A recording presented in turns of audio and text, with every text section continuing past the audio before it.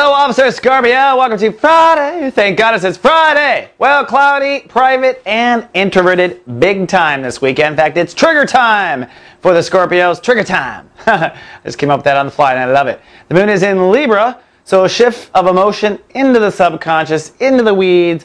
You are going diving deep into the weeds this weekend, Scorpio. But here's the good news. This is the last time for a while. Well, not looking at the weeds, but feeling this way. The moon will cross over Saturn, retrograde in Libra, so at some point you're going to have to grow up about facing something in your subconscious, a weed in your soul garden. So you got to face the pattern. You got to face the issue, you know? So instead of saying, I am so tired of being in this position, say to yourself, I'm going to end it, and therefore I will end it, sort of thing. Don't get caught in the, oh, once again it's hit me again. And the reason why I bring all this up is, in a month, Saturn goes direct. So there's a really good chance that you will have a change of emotional opinion about a particular weed or fear or something irrational in you. And that shift will start to move forward in 30 days. So this might be a foreshadow of the summer to come. Pay close attention to you. Also, though, is the sun. We're in Chapter 3 of Sun in Taurus. Yesterday, Uranus ruled the day. I predicted a breakdown in relationships for Scorpios. Today, Mercury rules the day. I'm predicting a breakthrough, an understanding, a clarity. You might have a deep conversation with someone you're involved with in the long term. This may all be about you and how you approach yourself in the long term.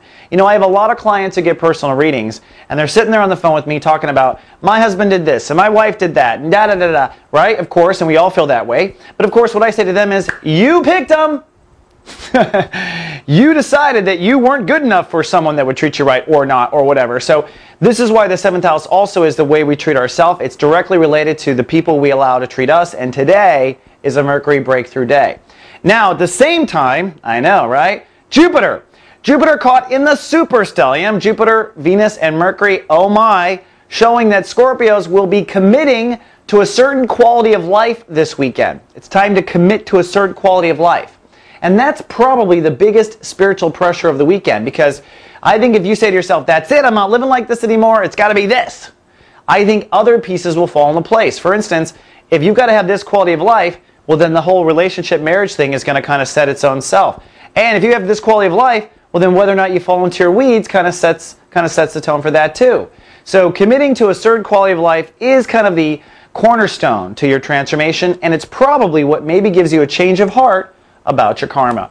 And it's Friday. We got new content going live tonight in Soul Nirvana, particularly a new show called The Medicine Wheel, starring our master, what am I trying to say here? I want to say Master Chef. Have you ever seen that show?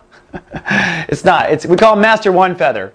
And he is a teacher, a zodiac director for Pisces, brilliant soul, coming out with The Medicine Wheel, a new show about how to create medicine wheels and how it can serve your spiritual growth. This is, of course, online and available to all who have joined Soul Nirvana. Come on down to soulnirvana.com and take part in the enlightenment.